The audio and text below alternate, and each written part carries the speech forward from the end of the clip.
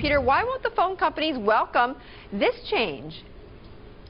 Well, it's an interesting situation, but Betty, the bottom line is it still leaves open the idea that the phone companies could ultimately be responsible for storing this data on their own. That's their big problem right now.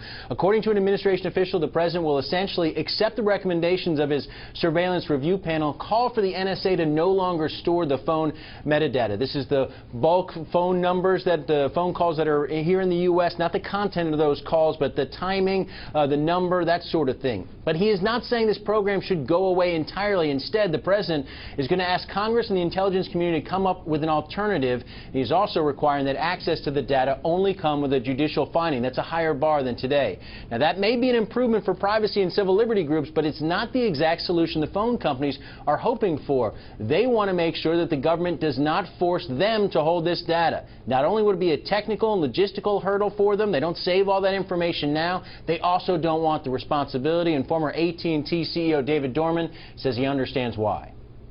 There are too many things that can happen. You're protecting information for other people, and it seems like to me a giant liability with no upside.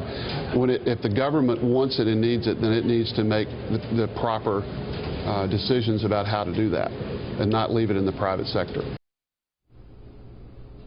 Dorman was at AT&T after 9/11, so he knows where this fight comes from. There is a middle ground option out here, and that's for a third party to store this information, but that may not satisfy privacy groups because it would essentially be funded by the government, searched by the government in the same way, so it may not be much of a change. Industry officials, meanwhile, Betty, basically agnostic on the idea, so it could be the ultimate but perhaps imperfect solution here. And Peter, what about internet companies? What do they want exactly?